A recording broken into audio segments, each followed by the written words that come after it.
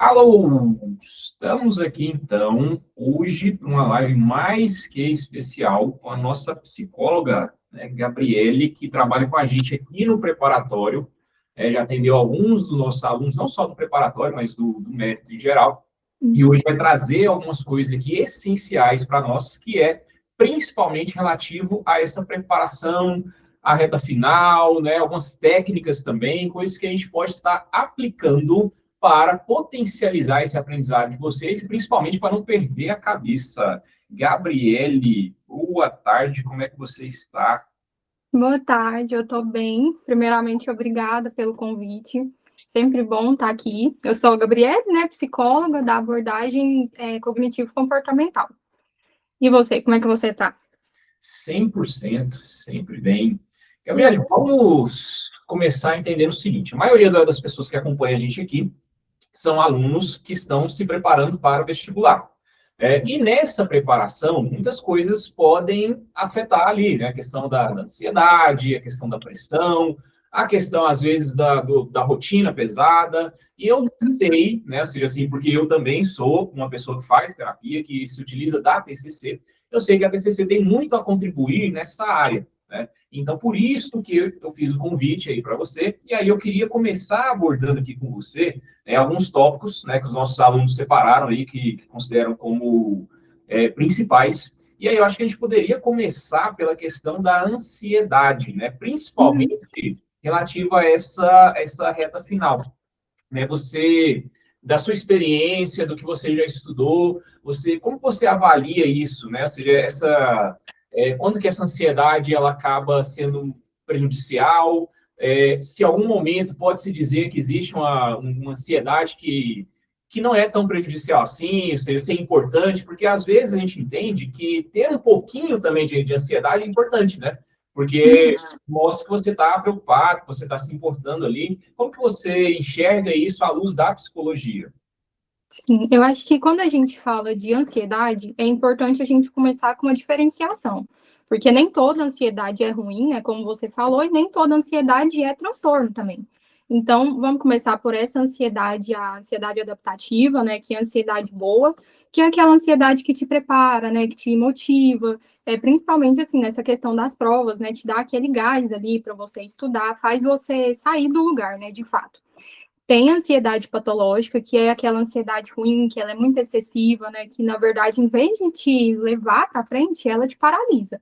E aí temos os transtornos ansiosos, né? Que tem ali todo um critério diagnóstico, tem tempo mínimo também.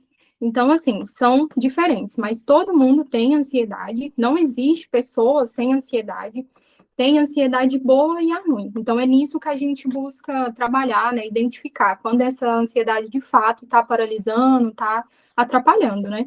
Mas existe ansiedade boa, sim, com certeza. O que seria a boa? Porque vamos pensar que, por exemplo, eu tenho uma palestra agendada, né, que eu tenho que Uhum. ter uma palestra amanhã. Se eu sinto ansioso, isso vai me ajudar de alguma forma, né? Ou seja, porque talvez eu vá me preparar mais, me mostra que aquilo é importante, eu acho que meu cérebro entende aquilo que é importante. Então, nos estudos seria mais ou menos isso, essa ansiedade boa, vamos dizer assim? Sim, é como se fosse você precisa de uma motivação. Tudo que a gente vai fazer, a gente precisa ter um motivo. E a ansiedade trabalha por trás disso, né? De te motivar e fazer. Então, por exemplo, né? Você tem uma palestra, você vai sentir ansiedade, você vai ficar nervoso, né? Mas isso vai te impulsionar a estudar. Aí atrás, né? Para conseguir se apresentar melhor. Então, é nisso que a ansiedade trabalha, né? Nesse ponto específico. Então, para o estudante seria isso. O estudante que meio está relaxado demais, não está preocupado com o vestibular, isso seria ruim, porque ele talvez não teria essa motivação, né, esse motivo para estudar, para empurrar ele, certo? Isso, exatamente. Eu gosto de uma analogia, assim, trazendo aqui para Goiás, né, de boi, essas coisas, mas você tá lá no meio de um pasto, e aí você vê um boi correndo atrás de você. Você precisa da ansiedade, do medo, de várias outras emoções para conseguir correr, né? Senão você vai ficar ali parado e vai dar ruim. Então é nesse sentido que a ansiedade boa, né, a ansiedade adaptativa trabalha.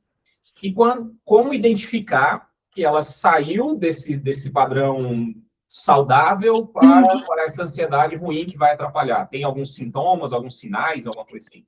Sim, quando ela se torna, né, excessiva, quando ela começa a causar, assim, um sofrimento significativo e quando ela paralisa. Então, em vez de você ir estudar, você fica paralisado, você começa a procrastinar.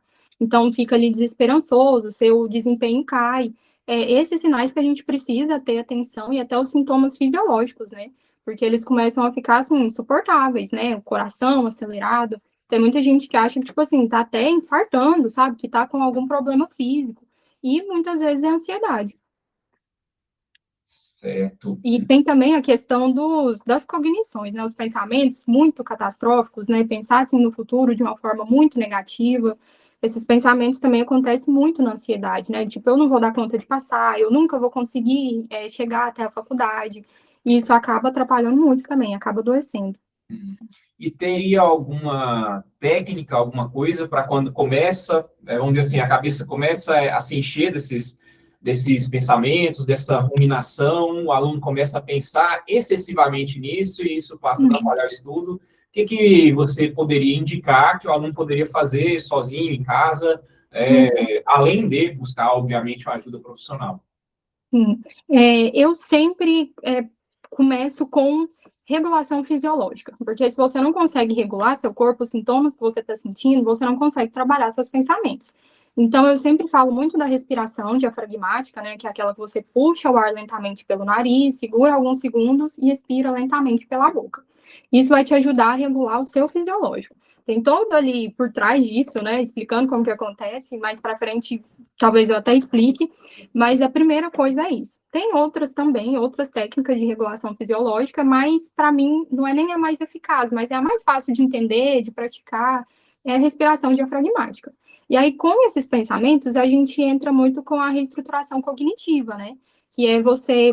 A primeira coisa que você tem que saber é que você não pode acreditar nesses pensamentos, que na maioria das vezes eles são muito infundados, né? Então, a reestruturação cognitiva é você identificar esses pensamentos, né, o primeiro passo, e depois você questiona eles, né, será que realmente é verdadeiro ou é uma interpretação minha? Quais as evidências contra esse pensamento? Quais as evidências a favor? Depois que você faz todo esse balanço, a gente coloca um pensamento mais adaptativo e mais realista também. Por exemplo, né, deixa eu ver um aqui. Não vou dar conta de fazer essa prova. Então você questiona, será que isso é verdade ou não? Eu já consegui fazer outras provas antes, como que foi, né? E aí a gente coloca um pensamento mais realista, tipo, não, tudo bem, é difícil mesmo, mas se eu me esforçar, eu vou conseguir. Então é assim que a gente costuma meio que lutar, né, com esses pensamentos. É claro que quando a gente começa com essa reestruturação cognitiva em terapia, é mais fácil, né? Porque aprende ali certinha, de forma gradativa, né, com a ajuda do psicólogo. Mas, assim, por hora, assim, uma coisa mais fácil que dá para fazer sozinho é essa reestruturação cognitiva. Entendi. Porque, assim, sempre que eu tenho uma situação que eu levo para a terapia, por exemplo, eu acho muito interessante que tem um argumento do psicólogo que sempre nos desarma, né? Que Uhum. é colocar aquela situação, seja em outra pessoa. Então, você coloca assim, Sim. eu não consigo fazer essa prova, vai ser muito difícil, eu não estou preparado, etc. Aí, coloca assim, então vamos pensar no inverso, né? Vamos imaginar que um amigo seu chegou lá em Isso. você e falou que eu não consigo, essa prova é muito difícil, né? Não estou preparado. Qual seria o conselho que você daria para esse amigo? Então, Sim. quando a gente está de fora, parece que fica mais fácil, né, da gente enxergar do que quando é conosco, né? Então, acho que passa muito por isso também, né? A gente acaba cobrando muito de nós mesmos, né? É o olhar externo, né? Eu também sempre costumo aplicar essa técnica e funciona muito bem. Porque Uhum. aí, quando o paciente fala, né, para o meu amigo eu falaria isso e aquilo, são só coisas positivas. Mas por que que para você não funciona assim, né? Por que que para você é diferente? Então, é uma técnica muito boa também. Exato. E aí, quando a gente fala de ansiedade, eu acho que ela até se liga, na verdade, ao próximo questionamento que os alunos colocaram aqui para mim, que é a questão da pressão, né? Ansiedade, ela está ligada à pressão, ou não necessariamente? Ou seja, pode acontecer ansiedade sem pressão? Como que a psicologia enxerga isso? Depende, pode acontecer das duas formas, né? Pode tanto ter interferência da ansiedade, Também não, depende muito, assim, do caso. Por isso que eu bato na tecla, que é muito importante terapia, né? Porque ali você vai ter um cuidado especializado e junto com o psicólogo você consegue entender o que é que realmente está causando, né? Tanto essa ansiedade quanto essa pressão. Que a pressão, né, para os vestibulandos é muito pesada, né? Porque vem de todos os lados, vem dos pais, né? Vem deles mesmo, que eu acredito que seja, assim, com mais ênfase, né, deles mesmos. Então, é muito importante trabalhar isso. Uhum.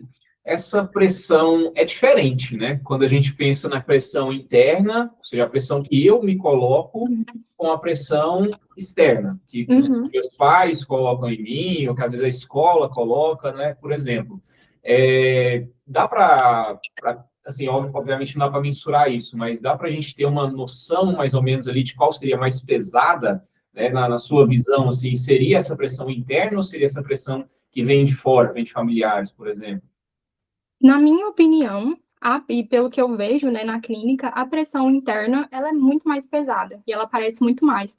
Porque é claro que existe essa pressão externa, né, dos familiares, de professores, às vezes, enfim. Mas o que eu percebo é que, na maioria das vezes, essa pressão externa, ela se torna muito mais pesada devido a uma percepção do aluno. Então, por isso que se torna mais pesada ainda. Então, acaba que, no final, a pressão interna é muito maior. Até mesmo porque é a vida dele, né? É o futuro dele. Então, ele tem muito essa cobrança, essa pressão. Então, às vezes, essa pressão externa chega de uma forma diferente. Pela percepção dele, pode se tornar maior que é, sabe? Eu acho que até a própria pressão externa, na verdade, ela pode, na cabeça do aluno, ela pode ser maior do que ela é de verdade. Com Deixa eu certeza. tentar, né, exemplificar aqui. Eu acho que o aluno olha assim e pensa, nossa, meus pais fizeram tanto por mim, pagaram escola, pagaram um cursinho, compraram um cursinho para estudar e tal, e aí eles estão esperando a minha aprovação e eu não posso decepcioná-los. Mas talvez, né, na cabeça dos pais, nem tá essa pressão toda, né? Ou seja, os próprios pais estão meio que tranquilos, né? Não, já comprei o cursinho ali, deu o suporte pro meu filho, se ele passar, ok, se ele não passar, né, ok também. Você acha que existe isso? E como que o aluno poderia, por exemplo, tentar identificar isso, se para os pais realmente está ok, se não está, e tentar parar até de construir vamos dizer assim, essas ideias, né? Ou seja, muito ali na cabeça. Uhum. Eu acho que eu sempre bato na tecla de ter uma conversa sincera. São seus pais, são seus professores. Eu acho que você tem essa liberdade de chegar e realmente conversar, né? Tornar as coisas claras. Porque uma coisa é você imaginar na sua cabeça, e quando a gente imagina a coisa fica muito maior, né? Vai sendo cada vez mais catastrófico. Então, realmente chegar e conversar, né? E tentar entender esses pensamentos, voltar lá naquela questão da reestruturação cognitiva, né? De não acreditar 100% neles, né? Questionar. Meus pais vão ficar decepcionados comigo, eu preciso passar, né? Eu preciso provar isso para eles. Mas será que precisa mesmo, né? O que que realmente seus pais estão esperando? Você já não está fazendo ali toda a sua parte, tudo que você pode? Então, eu sempre bato na tecla que uma conversa sincera, né? Claro, assim, a gente sabe que, infelizmente, existem pais, né, que não têm essa abertura. Mas, caso seja o seu caso, realmente conversar. Levar isso para eles, né? Sim, né? Eu já tive situações com alunos que foi mais ou menos isso, né? O aluno vinha para conversar comigo e despejava, né? Ou seja, todas aquelas questões, meu pai pensa isso, e minha mãe aquilo, e é muita pressão, né, e tal, né? E aí eu pedi exatamente para isso, ou seja, Uhum. senta, conversa, né, ver se realmente é isso está na cabeça dele. E aí depois eles voltam com uma visão diferente. Sim. Você enxerga que quando o aluno consegue ter essa conversa e, de certa forma, reduzir a pressão, isso acaba sendo benéfico. Né? Porque Uhum. a gente falou da ansiedade boa, ansiedade ruim, eu acho que a pressão talvez seja parecido, né? A ausência Uhum. de pressão pode ser prejudicial porque você não vai dar o seu máximo. Mas o Uhum. excesso de pressão também vai atrapalhar. Então, você enxerga que essa conversa ela pode reduzir a pressão e, reduzindo a pressão, ela pode deixar o aluno mais tranquilo para se dedicar e estudar, certo? Sim, com certeza. Porque entra no ciclo também, né? Porque se você fica muito sob pressão, a sua ansiedade vai subir. E aí o seu desempenho vai piorar. E aí vai causar mais ansiedade ainda. Então entra nesse ciclo e acaba piorando tudo. Então, assim, tem pessoas também que não gostam de conversar com os pais, né, de ter essas conversas, assim, mais difíceis, mas a gente tem que colocar na balança, assim, que mesmo sendo difícil, ele vai ganhar mais conversando. Então, assim, é uma coisa difícil que você vai ter que passar para ter uma melhora maior. Legal. Voltando aqui, nós falamos, né, Sérgio, que você é especialista, eu não sei se essa palavra é especialista, ou como que é essa questão da abordagem, né? Eu sei que a abordagem que você se utiliza é a terapia cognitivo-comportamental. Que Sim. talvez quem esteja assistindo a gente não sabe diferenciar isso, né? O que que é a TCC, o que que é a psicanálise, o que que é uma outra abordagem ali e acaba procurando qualquer psicólogo e aí talvez não seja o ideal para ele, né? Consegue, assim, dar uma visão geral para a gente o que que é a TCC e em quais casos ela é mais indicada, né? Assim, no que ela poderia, de certa forma, ajudar especificamente esse nosso público, né? Que são os estudantes, os que estão se preparando para o vestibular?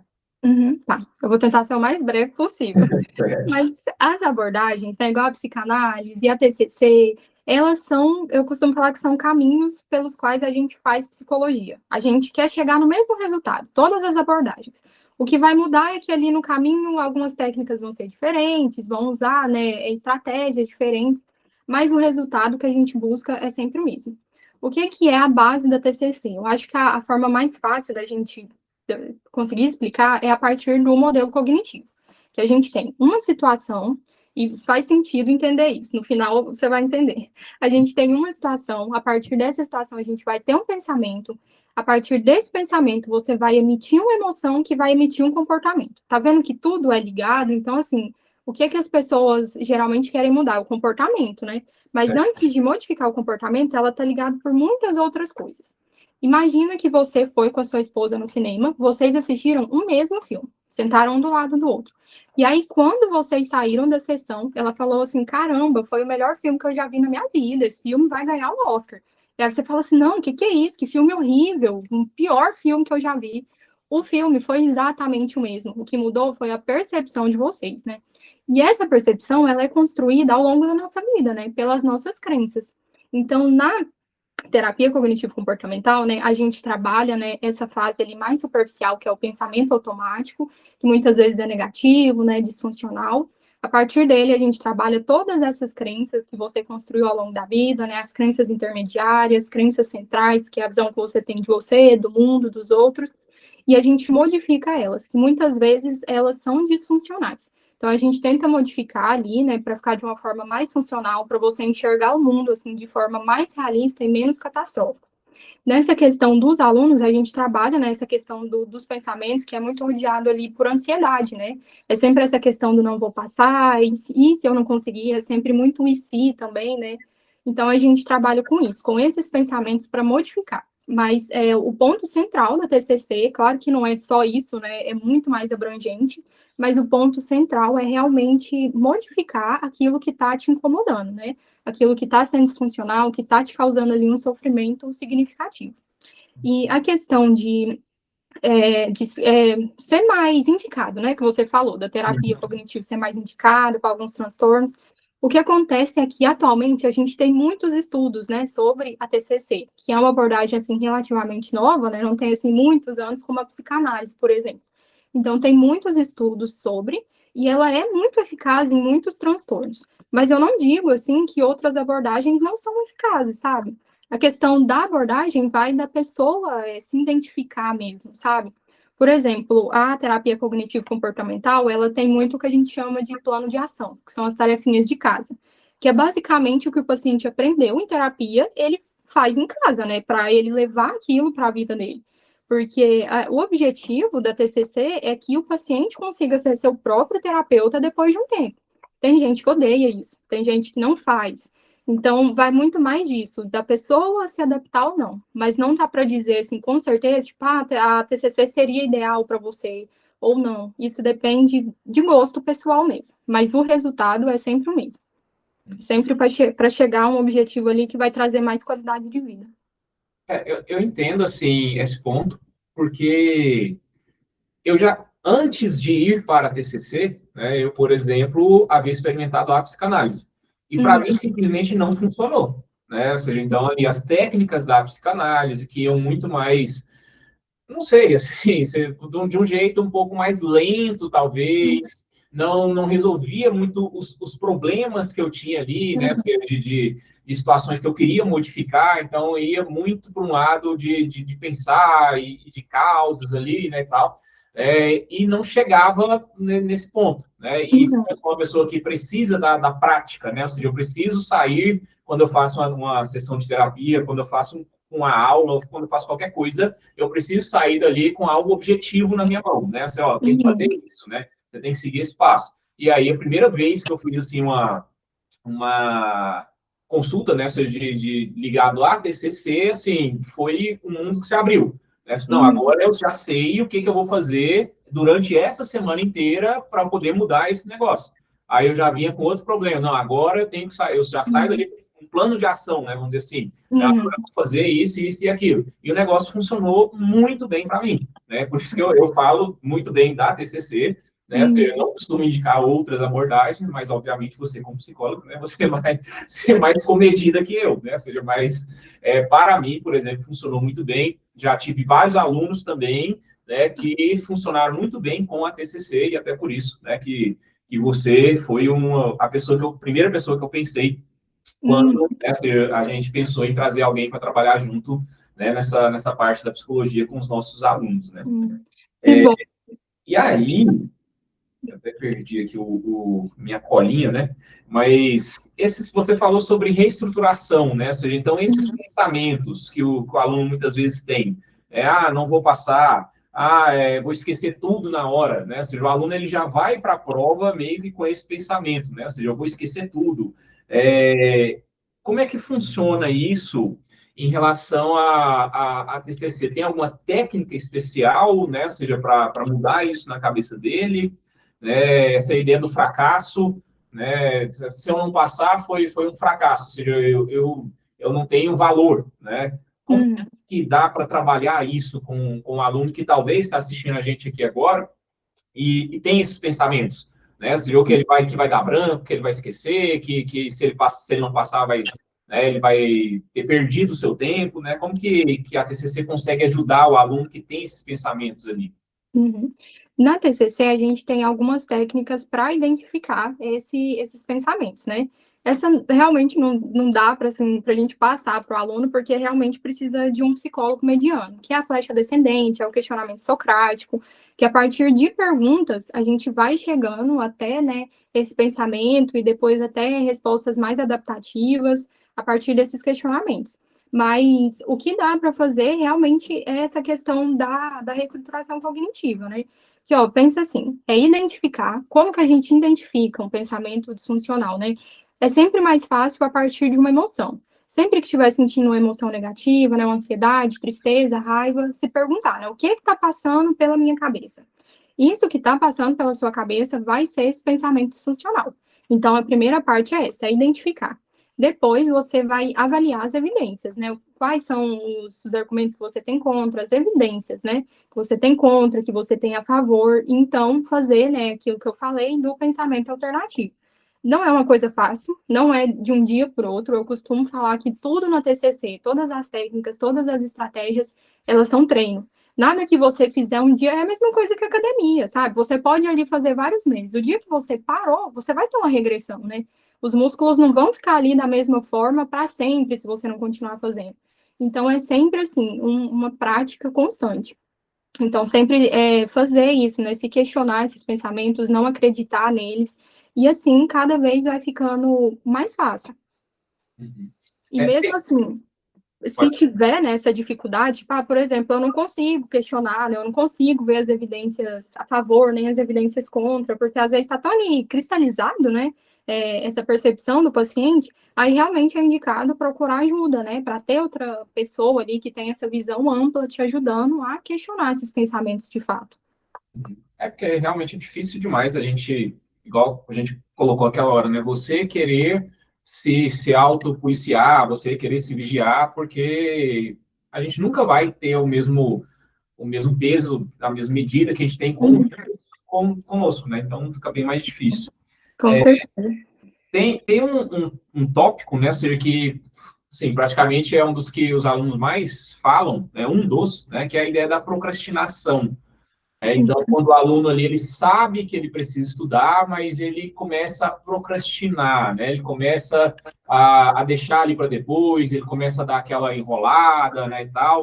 E isso é muito problemático a qualquer momento dos estudos, é óbvio, Uhum. mas talvez na reta final, né, nós estamos aí com vários vestibulandos agora que vão fazer prova daqui a um mês, né, isso é um problema ainda maior.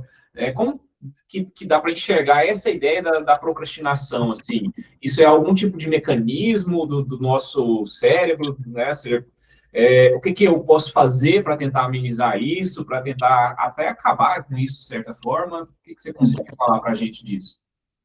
Então, a procrastinação, né, essa questão de travar na reta final, ela se acentua porque a pressão começa a ficar mais forte, né? Então, assim, deixa de ser ali uma prova e começa a ser minha única oportunidade, minha única chance, eu tenho que passar.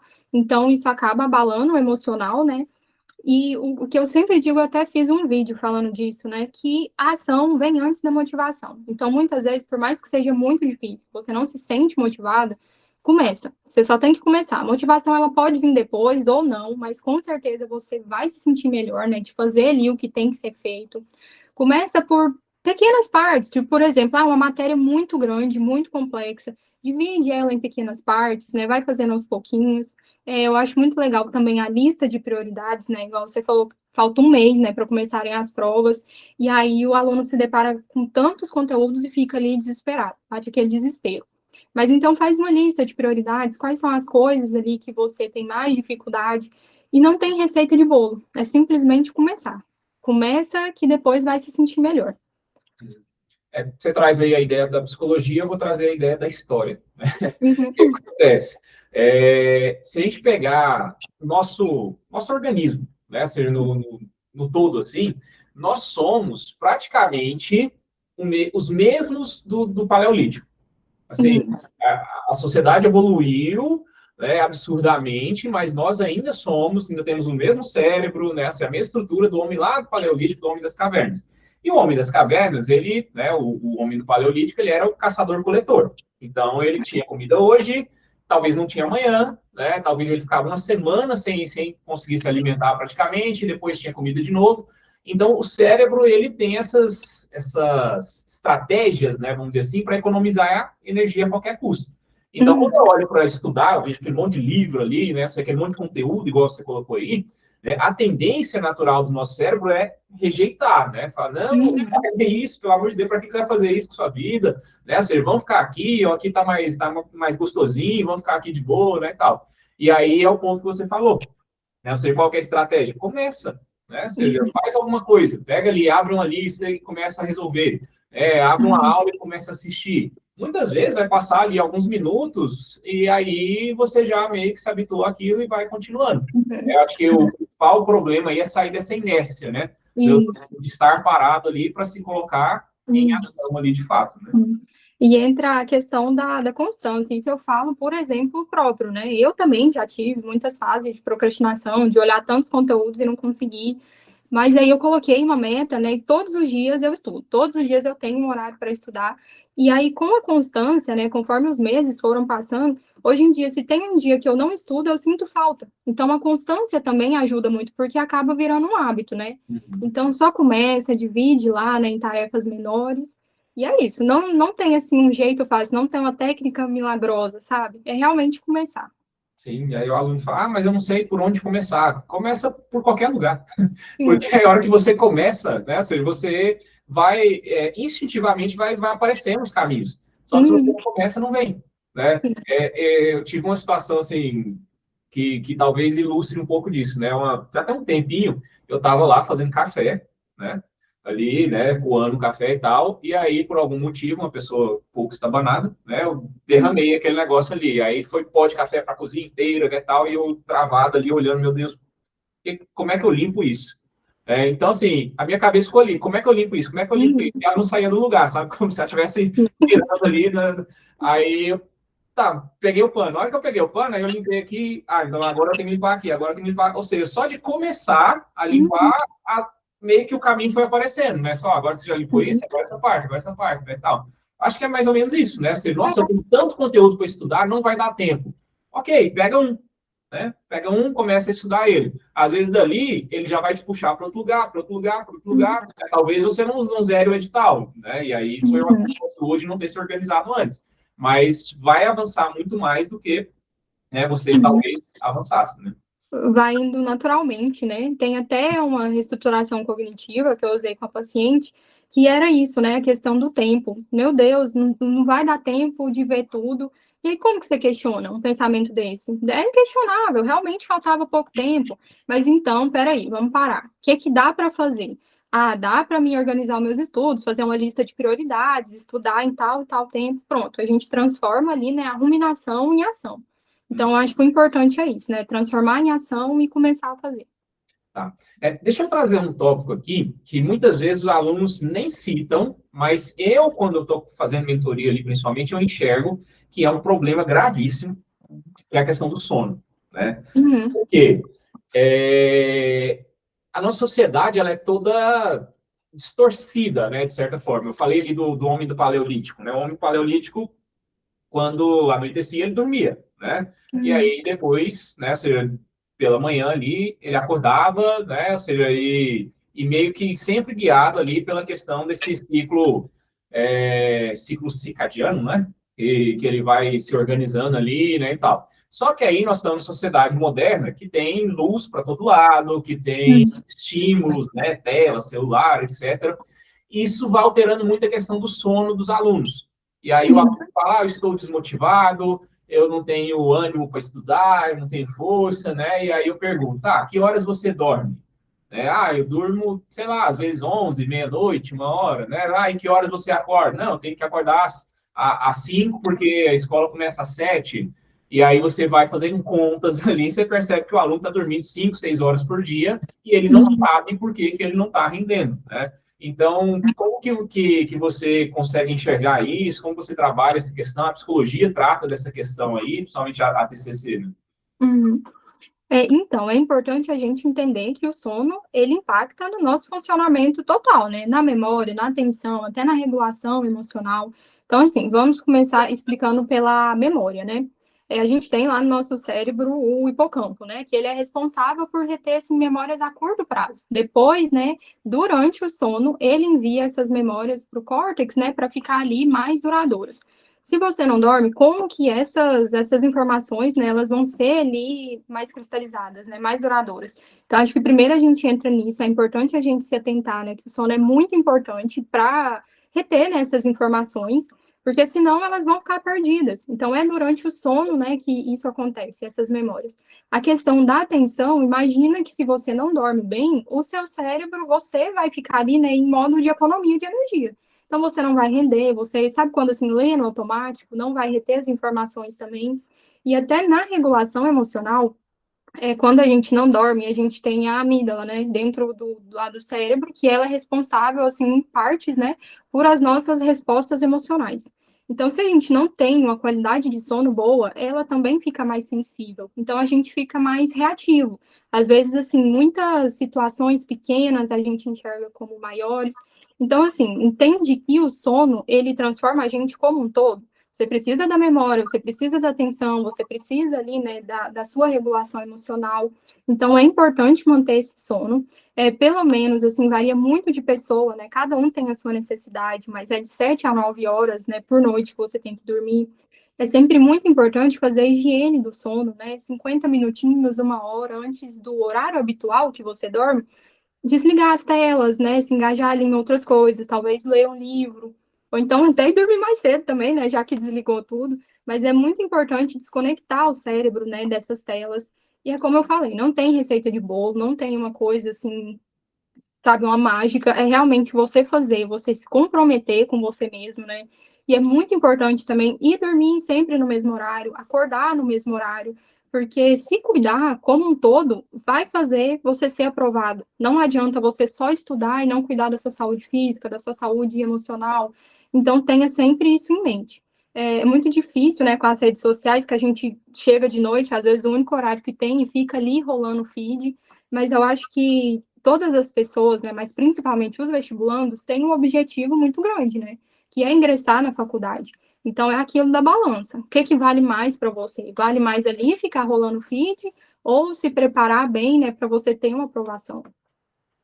É interessante que uma vez eu vi uma definição, né, do córtex pré-frontal, que é a parte, né, do nosso cérebro que vai nos permitir fazer a coisa certa, mesmo ela sendo a mais difícil, né? Uhum, E aí, nesse caso que eu falei anteriormente, né? Ou seja, é mais fácil eu ficar na cama com Netflix ou é mais fácil eu pegar os livros ali e começar a estudar? É mais fácil ficar na cama. Então, uhum, se eu tô com déficit de sono e o córtex pré-frontal não está funcionando da maneira adequada, a tendência é que eu vá procrastinar mais, né? Ou seja, uma coisa não está puxando a outra. Né? E às vezes o adolescente ele não entende, né? E às vezes muito adulto também não entende, né? uhum, E o tempo de sono é diferente, né? Ou seja, meu filho está com 4 anos, mas quando ele era bebezinho ele dormia 20 horas por dia. uhum, E hoje ele dorme ali, sei lá, umas 12 horas, né?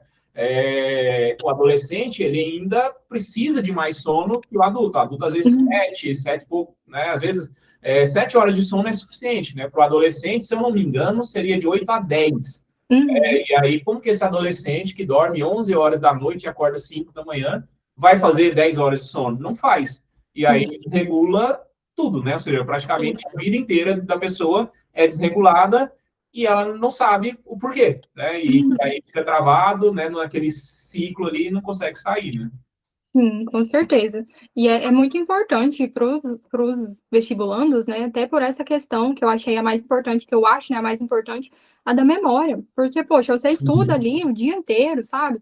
E na hora de reter essas informações vão ficar ali perdidas, sabe? Então é muito importante essa questão do sono. Como eu falei, tem que se cuidar em um todo. Não adianta pensar assim, não, só vou estudar e pronto. Não dá, você é um ser humano, né? Você tem toda a sua totalidade. Então você tem que se cuidar na sua totalidade também. É um tempo perdido, né? Sim, Tipo, sei lá, eu vou estudar 2 horas a mais porque eu tenho muito conteúdo. Aí ele estuda 2 horas a mais e dorme 2 horas a menos. Só que aí uhum, ele não grava, ele não memoriza nada. Ou seja, tudo que ele sim, estudou é perdido. Ou seja, uhum, era melhor nem ter estudado, então, nesse caso, e ter dormido, né? Que talvez a cabeça funcionasse melhor. sim. É sempre melhor dormir quando tá ali um desgaste muito grande, até mesmo porque você não vai estar nem absorvendo. Às vezes o cansaço ali já é tão grande que você não tá mais absorvendo, né, o que você tá lendo. Então, vai dormir, lembra que você é um ser humano, né, isso é necessidade básica. Então, não vamos negligenciar o sono. E outro ponto que os alunos passaram aqui também é essa, que eu percebo também, né? É essa questão da comparação. Uhum, Até que ponto isso é saudável, você se comparar com o outro?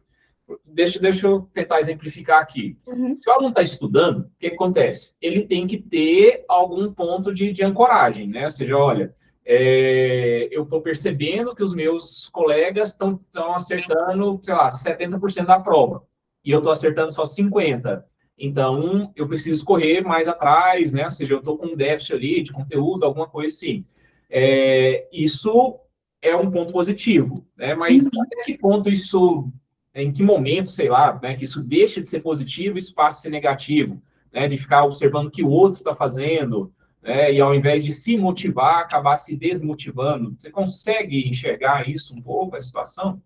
Sim, a gente tem dois tipos de comparação, né? Tem a comparação saudável, que é essa de realmente se inspirar, né, nas pessoas. Tipo, nossa, eu quero chegar lá, né? Legal onde ela tá conseguindo chegar, se inspirar mesmo.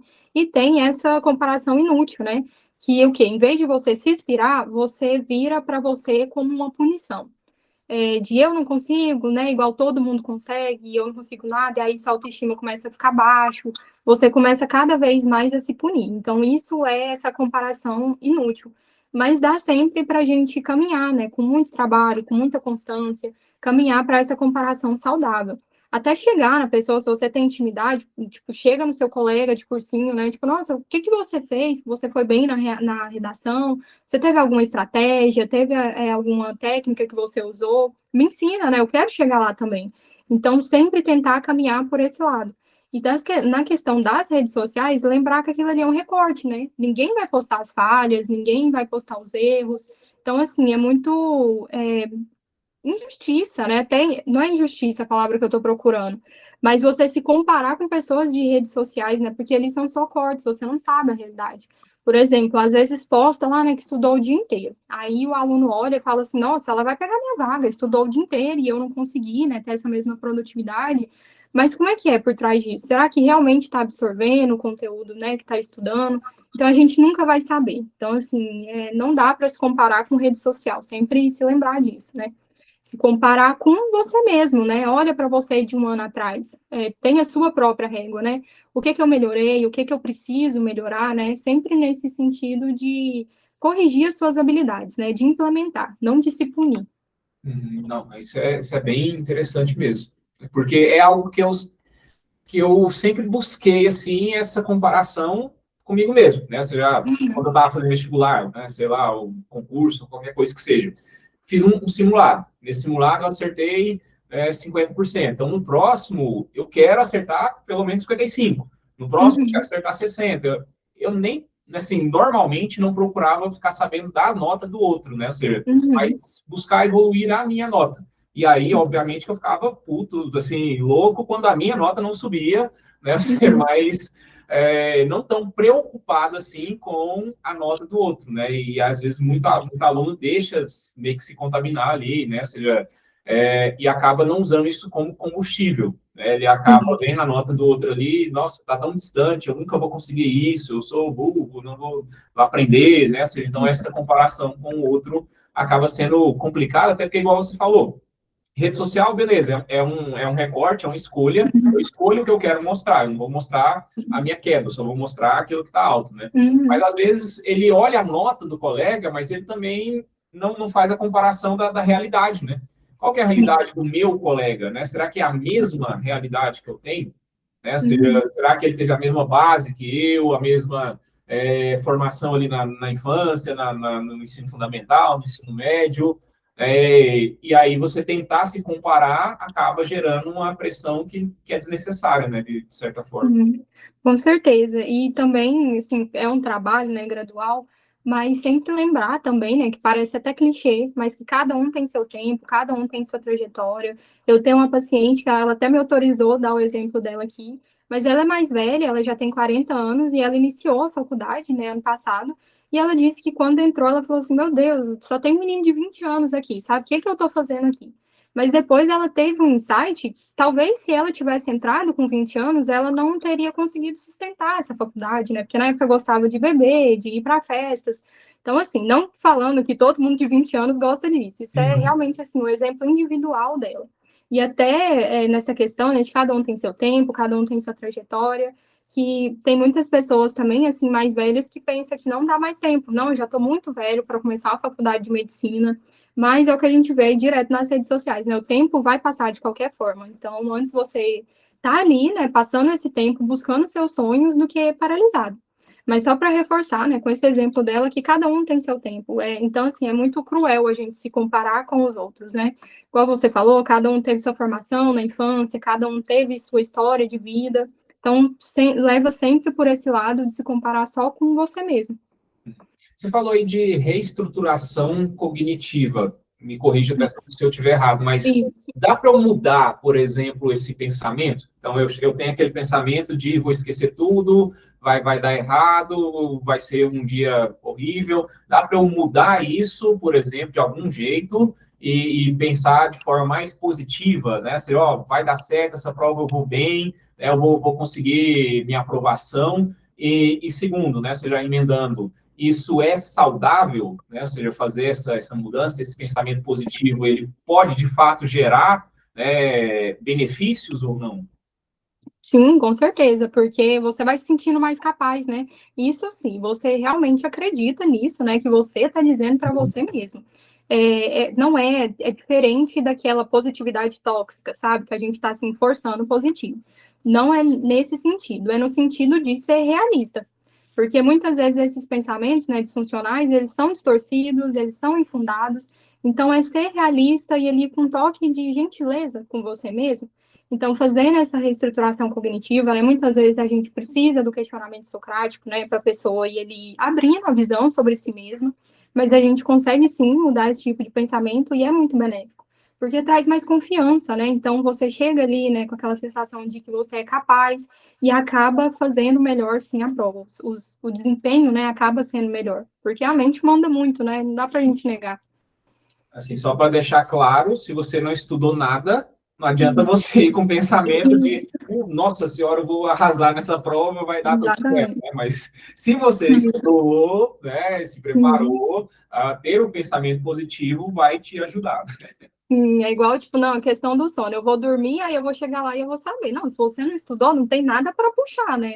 Então, assim, tem que fazer a sua parte também. A gente tem que estudar, tem que fazer a parte. Senão não adianta só pensar positivo.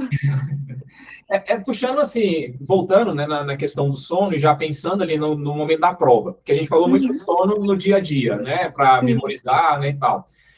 Eu acho que ali no dia anterior à prova, talvez seja o pico de ansiedade, né? Amanhã Uhum. é a prova, né? Sim. Nossa, e agora passei, sei lá, 6 meses, um ano, né? Ou sei lá quanto tempo que eu estou estudando ali e amanhã é a prova. Isso dá um probleminha ali na hora de dormir, né? E aí, tem alguma técnica, alguma coisa ali que dá para ajudar nessa noite? Porque talvez seja uma das noites mais importantes para você dormir, Uhum. é exatamente essa, né? Alguma coisa que dá para fazer ali? Ah, a regulação fisiológica, eu acho que ajuda muito, né? Porque como a ansiedade está muito em alta, você regulando o seu corpo, né? Você tendo esse relaxamento, por exemplo, a respiração diafragmática é um tipo de relaxamento. A gente também tem um relaxamento muscular progressivo, assim, ele é bem extenso, mas basicamente você vai relaxando, né? Todos os músculos do seu corpo. Isso te ajuda a dormir também. Tem até no YouTube, se vocês estiverem ansiosos, né? Pesquisa lá que tem o passo a passo certinho, relaxamento muscular progressivo. E aí ele vai narrando, né, no YouTube e você vai conseguindo ter esse tipo de relaxamento, que acaba sendo mais fácil, né, dormir. E sempre rebatendo os pensamentos, né? Eu acho que anda em conjunto. Essa questão da regulação fisiológica e rebater esses pensamentos, né? Não deixar que eles tomem conta. Uhum. Você Assim, consegue falar também um pouco dos riscos? Porque tem uma galera que vai no remedinho, né? sim. Amanhã eu tenho que dormir essa noite, porque amanhã é a prova, e aí vai num remedinho ali para dormir, né? E eu entendo, assim, não entendo profundamente, mas eu entendo que o sono não é o mesmo, né? Ou seja, quando ele é Não, induzido sim. por medicamentos. A qualidade do sono, né, é diferente e é muito perigoso a gente tomar, assim, qualquer remédio sem uma prescrição médica, né, sem estar ali em tratamento de fato. Um dos riscos é você tomar ali essa medicação para dormir e no outro dia ter efeitos colaterais muito fortes. Tem pessoas que passam mal, que ficam o dia inteiro vomitando, né, ou então que a cabeça fica aérea. Então, assim, às vezes você acha que isso vai te ajudar e no final das contas piora muito mais, e aí você perde um ano por conta de um remédio que você tomou. Você não vai estar disposto para ele no outro dia fazer essa prova. Então, vamos priorizar a rotina, né? Se acostuma a dormir todos os dias no mesmo horário, redução de telas, né? Fazer sempre essa respiração. A respiração diafragmática, eu uso ela sempre como um treino. Não adianta, assim, ali na hora, né, da crise, a pessoa fazer. Faz sempre, todos os dias, de manhã e à noite. Então, você tendo tudo ali, o seu organismo acostumado com esses estados de relaxamento, vai ser mais fácil dormir. Uhum. Qual que é o nome da técnica que você falou que pode até procurar no YouTube? Relaxamento? Relaxamento muscular progressivo. Uhum. Ela é parecida ou é a mesma coisa do Mindfulness? Que eu já fiz essa do Mindfulness, que ele vai meio que guiando ali, ó, sente a ponta do seu dedo, sente a panturrilha, sente não sei o quê, né? E geralmente eu durmo antes de acabar. Se eu começo a fazer ela, a hora que tá no joelho eu já dormi, nunca chega na cabeça. Sim, é muito bom, né? Mas é na mesma linha, só que o relaxamento muscular progressivo, você vai tensionar o músculo e relaxar, é mais nesse sentido. O mindfulness, né, você vai prestando atenção. Então, você presta atenção nas partes do seu corpo, é atenção plena, né? É Uhum, mais de atenção. O relaxamento muscular é mais de realmente contrair e relaxar. entendi. Aí vamos pro dia da prova, então, tá? Aí vamos, Uhum. a pessoa fez essas técnicas, né, que você falou aí e tal, conseguiu dormir bem, né? E aí chegou ali no dia da prova. A ansiedade provavelmente ainda está muito forte. Eu Uhum. acredito, né, com minha experiência, assim, com os alunos, né, e tal, que a hora que a gente começa a fazer a prova, essa ansiedade vai baixando, né? Mas Uhum. ali antes da prova, eu acho que ela ainda é muito alta. E tem alguma coisa também que dá para fazer? É mais na respiração mesmo? O que dá para fazer ali no dia mesmo da prova? Sim, eu sempre monto como se fosse um plano assim mesmo, né? Para os meus pacientes que vai fazer vestibular, fazer no dia da prova, e é sempre isso, sempre começa no dia anterior, mas vamos voltar um pouquinho antes, né, ali do horário de fato da prova. Eu gosto sempre de construir junto com eles cartões de enfrentamento, que são frases, né, assim, sempre positivas sobre eles mesmos, depois que a gente faz essa reestruturação, né, e emite esses novos pensamentos. E é sempre bom reforçar, né, essas frases, ler, assim, talvez a caminho, né, de ir para o vestibular, de ir lá para a faculdade, ou então na noite anterior, enfim, isso vai ajudar muito. E ali no momento da prova, né, realmente essas técnicas de relaxamento, né, a respiração diafragmática, tem também técnicas de aterramento, né, que é tipo assim, quando tá muito disperso, né, você tá muito nervoso e tá vindo aquele turbilhão de pensamentos. Então, tem técnica de aterramento também para você voltar, né, ao momento presente. Pode demonstrar? Você quer fazer? Pode. Tá. Me fala 5 coisas que você consegue ver. Pode ser tanto aqui atrás de mim, quanto aí também. Ah, consigo ver um microfone, um celular, um controle, uma tela e uma luz que fica batendo no meu olho aqui. Ótimo. Agora, 4 coisas que você consegue sentir ou tocar.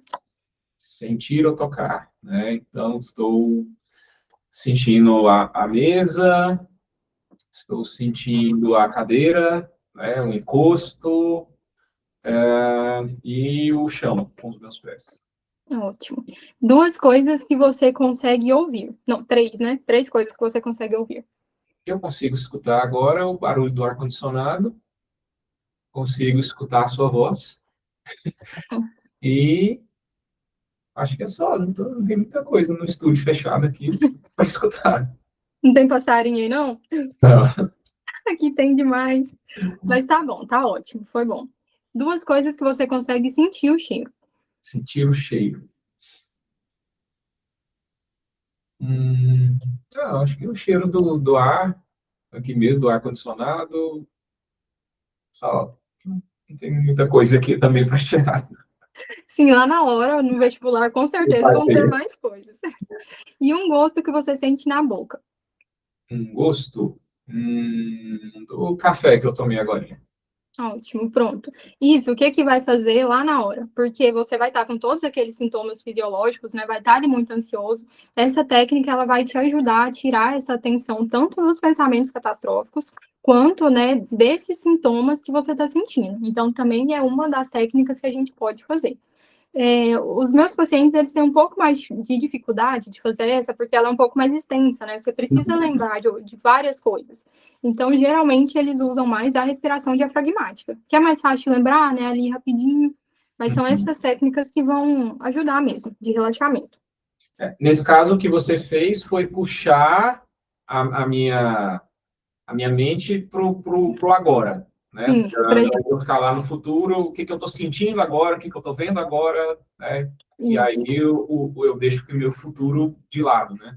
Sim, esses pensamentos, né, sobre o futuro, os pensamentos catastróficos. E assim, agora você está tranquilo, né? Seu corpo está no estado natural. Mas quando, né, os alunos estão lá na prova, eles estão sentindo 1 milhão de coisas, né? O coração está disparado, tensão muscular. Então acaba tirando essa, como eu vou dizer, essa tensão, né, desses sintomas. Por isso que é muito eficaz também. Legal. Tem também outra sobre pensamentos excessivos, né? Que lá na hora você tá com muitos pensamentos, mas essa também tem que ser feita assim como um treino. Não só essa, né? Tudo. Eu já falei isso aqui muitas vezes, mas porque é muito importante reforçar. Que é a técnica do Thomas, né? Ele é um autor, um psicólogo da TCC, e é uma técnica de adiamento de preocupação, né? De pensamentos. Então é o seguinte: você vai ali separar todos os dias uma hora específica para você pensar, seja ali de 20 minutos a meia hora, tipo, das 6 da tarde às 6h30. Isso é muito eficaz para quem pensa muito, né? Quem tem ansiedade generalizada, que ele tem muita preocupação, mas então você deixa esse tempo reservado e durante todo o dia, quando esses pensamentos vierem, que você vai ficar ali ruminando neles 20, 40 minutos, você sempre direciona a esse horário. Tipo, não, naquele horário é o horário para mim poder preocupar, né, com essas coisas. Ah, mas e se eu esquecer? Então anota os pensamentos. E quando chegar nesse horário, você realmente senta ali, pensa sobre tudo. É eficaz porque você vai vendo que vai perdendo a força. Os pensamentos vão perdendo a força durante, né, ao longo do dia.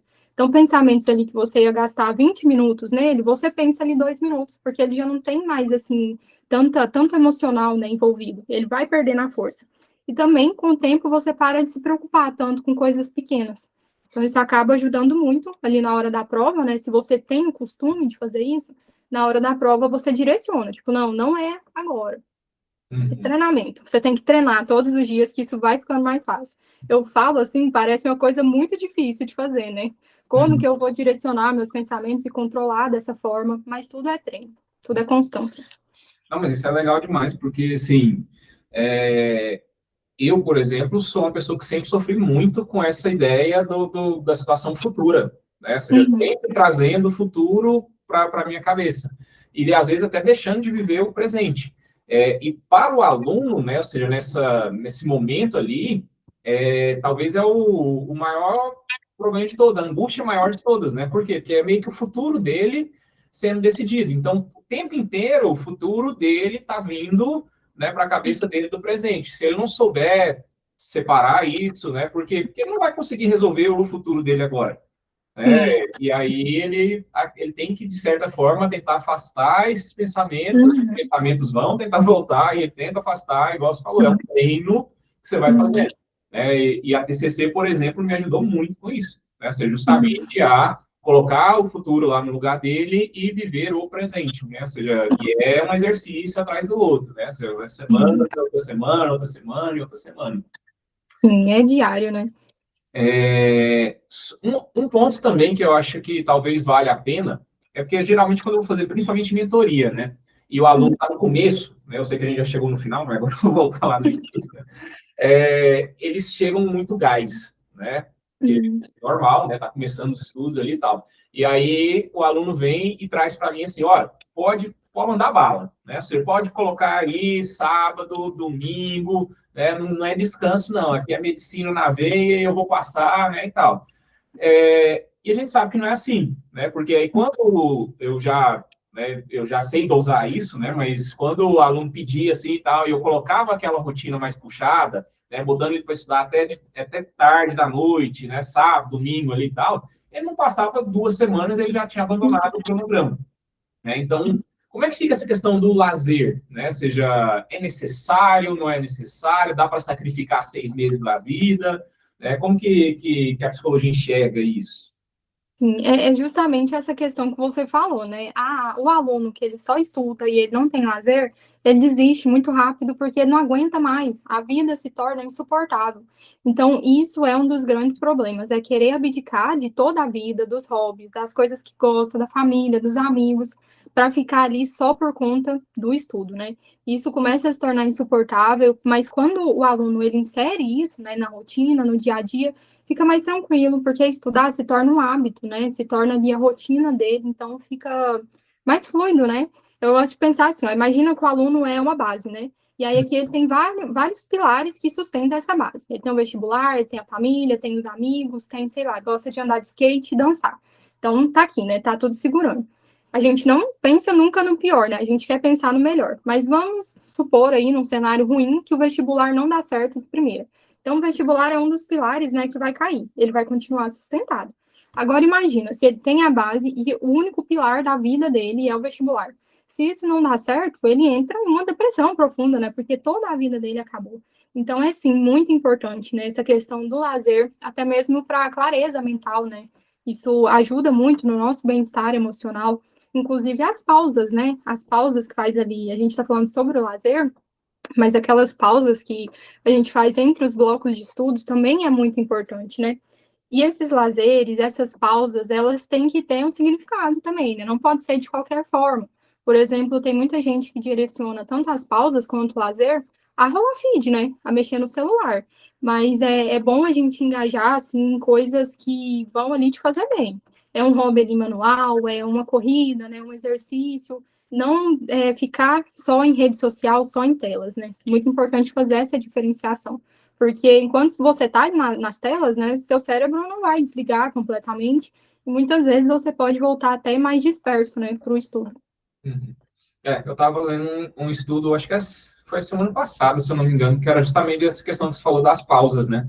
Pegaram um grupo, né, de estudantes ali, e aí eles estudavam de uma forma mais contínua, né? E o outro estudava, e aí eles davam, meio que forçavam uma pausa, né? Assim, ó, já acabou a energia aqui, né, tal, e sem tela, né, sem nada, e aí os alunos ficavam ali meio que 10 minutos, né, ou seja, parados, né, e aí depois eles retomavam, e aí na hora de ver a performance, né, ser desses dois, esse grupo que ficou 10 minutinhos ali parado, sem poder, né, fazer nada, eles tiveram uma performance muito maior, né, justamente por conta dessas pausas. E eu acho que o lazer, como você explicou aí, é meio que isso, né, ou seja, você precisa, não dá para você querer emendar, né, todo dia, 3 períodos, e sábado e domingo, se você não tem esse tempo de descanso, né, para o seu cérebro poder, né, assimilar aquilo, para você mesmo enxergar a sua vida com algum propósito, algum significado, né? Uma coisa, às vezes, é você sacrificar, sei lá, um mês, né? Outra coisa é você sacrificar 6 meses, um ano, né? Praticamente impossível, né? Sim, gera muito sofrimento. Essa questão das pausas que você falou, né? É importante a gente pensar que é o seguinte, assim, no funcionamento do cérebro, né? Durante o sono, né, que as memórias são consolidadas. Mas durante essas pausas, elas são organizadas. Então, assim, se você organiza primeiro, né, depois para consolidar, é melhor. Então, é muito importante. Como eu falei lá no começo, né? É se cuidar como um todo. Não dá para a gente achar que só estudar resolve. Tem que estudar, tem que cuidar da saúde mental, da saúde física. E essas pausas, elas entram, né, nesse cuidado total, nesse cuidado com a saúde mental, com a saúde física também. Legal. Eu recebi uma pergunta aqui de um aluno que eu acho que tem a ver com uma questão que você falou. Que ele fala assim, ó, como fazer para parar de perder a linha de raciocínio durante a explicação?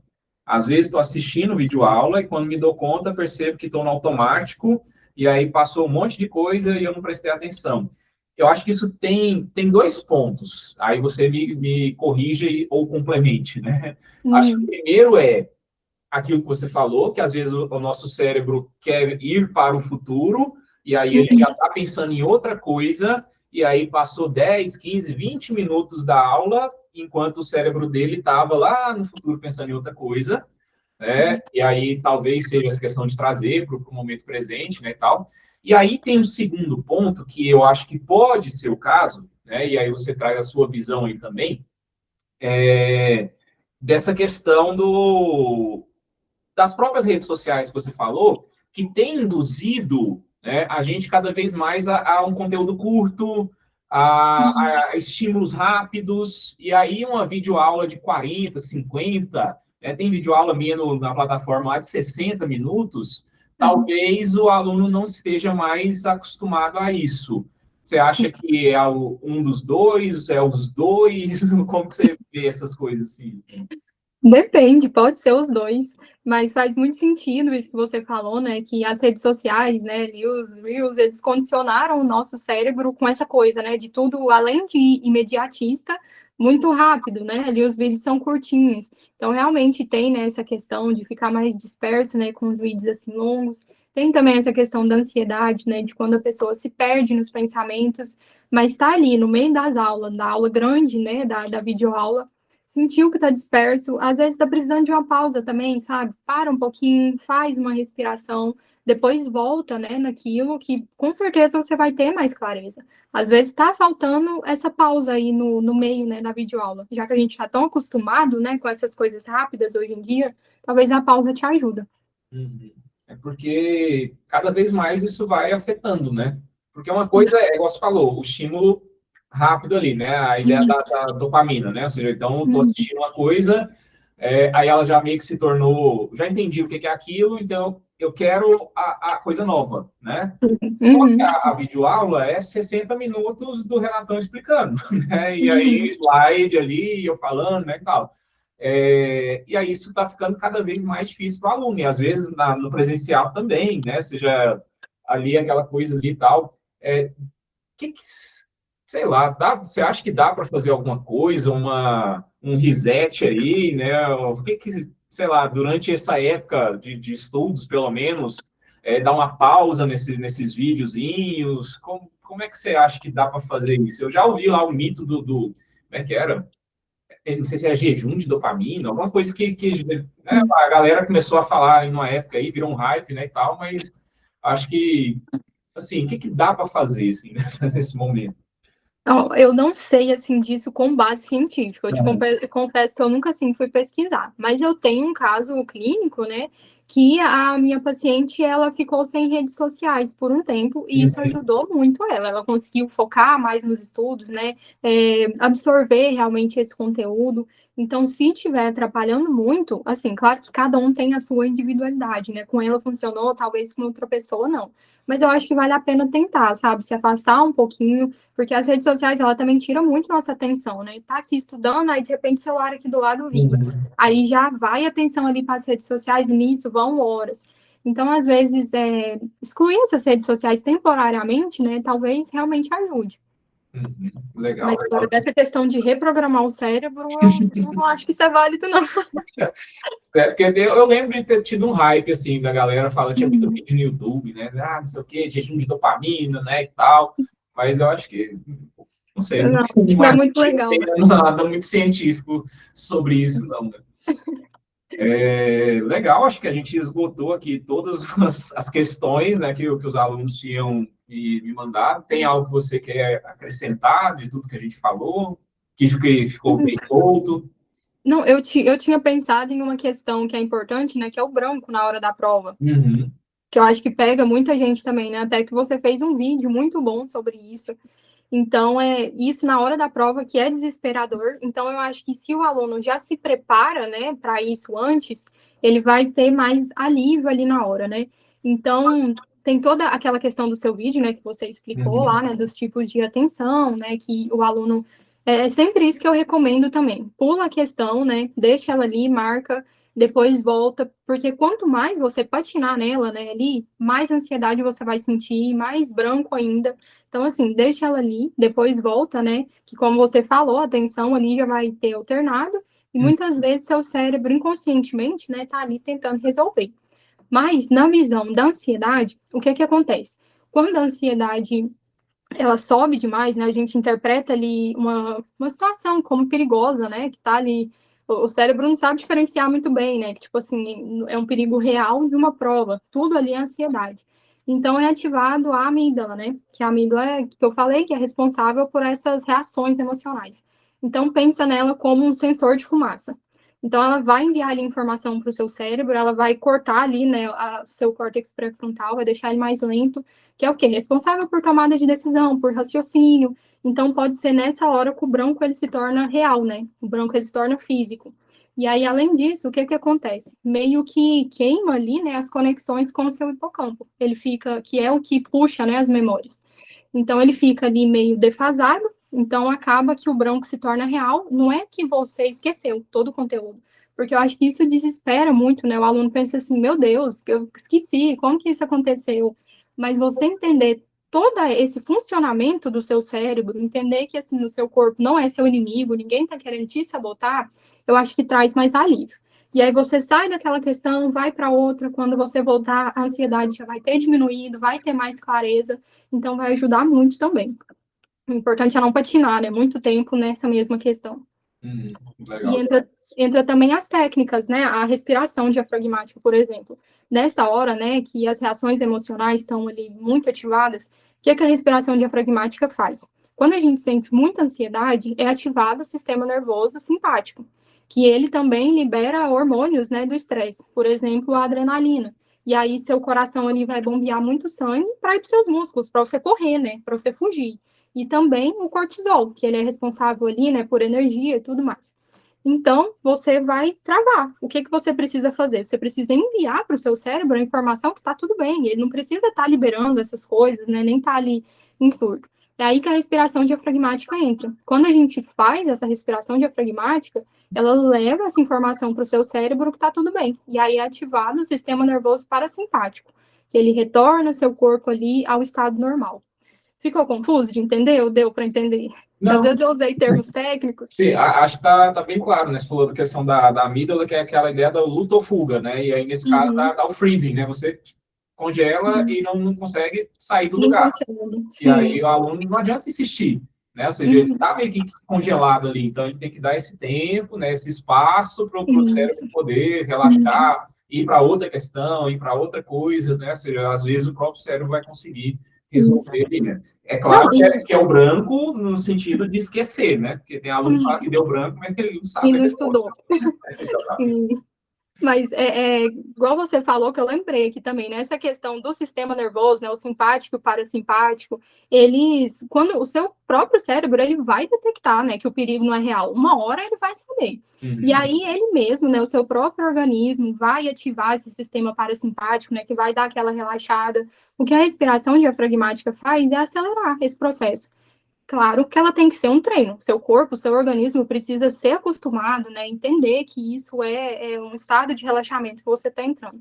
Então, por isso que é muito eficaz, né? Deu branco ali na hora, faz uma respiração, vai ficar mais tranquilo, vai para outra questão, depois volta. Uhum. Show de bola. E aí, Gabriele, assim, como eu disse para o pessoal no início, né? Você foi convidada aí a trabalhar conosco no sentido de uma parceria, né? Uhum, E para o pessoal aí, para os nossos alunos, né, que de repente tem interesse não só nessas técnicas de fazer sozinho, mas de fato no acompanhamento. Eu sei que você trabalha com duas modalidades, não é? Você tem a terapia, né, semanal, quinzenal, não sei como funciona. uhum, Tem um plantão também, se você quiser explicar, eu vou até deixar já seus contatos aparecendo aqui, mas pode falar. uhum. Tá bom. O plantão psicológico tem um tempinho já, que eu não trabalho com ele, mas para os seus alunos eu faço, porque eu acho que é muito importante, né, para eles essa questão do plantão psicológico. O plantão psicológico, ele é mais assim para situações emergenciais.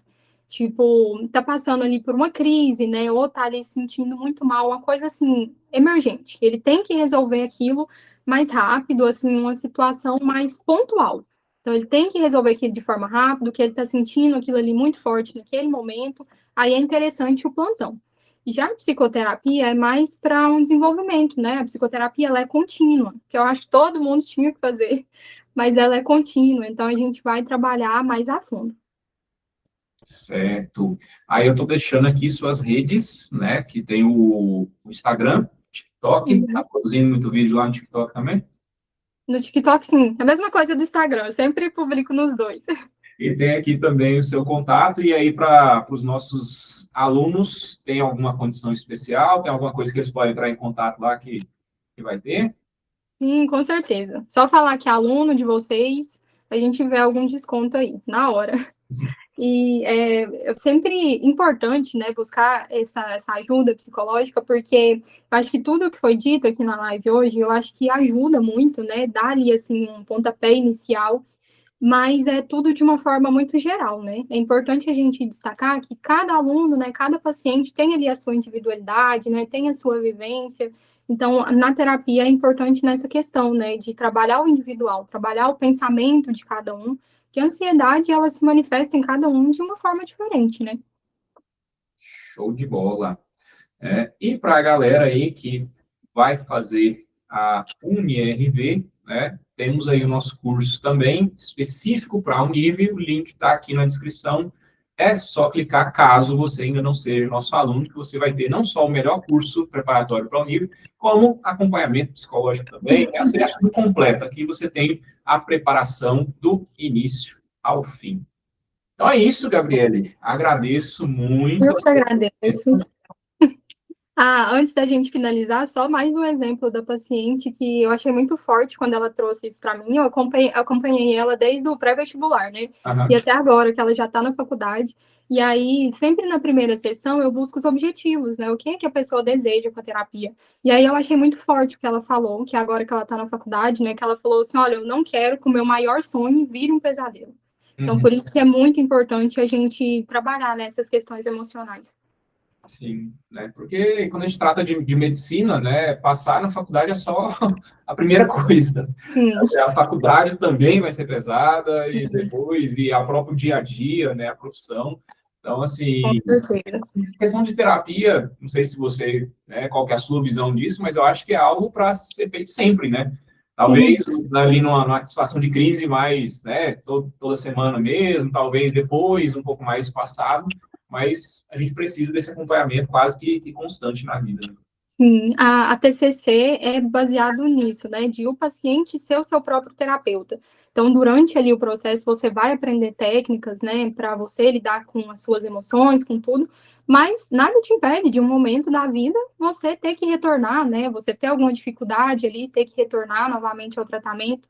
Então, eu também concordo muito com isso, que a gente tem que deixar as portas abertas, né, que terapia é para sempre. Perfeito, acho que foi muito esclarecedor para mim. Acho que eu aprendi muito aqui também hoje. Que bom. Espero que nossos alunos tenham aprendido também, né? Te agradeço aí. E, novamente, né, fica o convite aí para os alunos que tiverem interesse em procurar o seu trabalho, né? Os contatos a gente colocou aí, vai deixar também na descrição aqui, que aí fica mais fácil de te procurar, beleza? É Tranquilo. isso. Muito Eu que obrigado. agradeço, muito obrigada pelo convite, muito obrigada pela confiança de sempre, né? Para quem não sabe, eu sou aluna do Renato desde o ensino médio. E o Renato é assim com todos os alunos, né, gente? É maravilhoso ter o Renato como professor. É o que eu sempre falo para ele, é uma sorte para todos nós, né, que passa. Eu já estou ficando meio, né, os alunos já estão todo formado, todo mundo já está encaminhado aí, acho que já está quase na hora de eu parar já. Que isso, tá novo ainda. Tá certo. Obrigadão, Gabriele. Eu que Tchau, tchau. agradeço. A gente se vê. Obrigada. Tchau, tchau. Até mais. Até.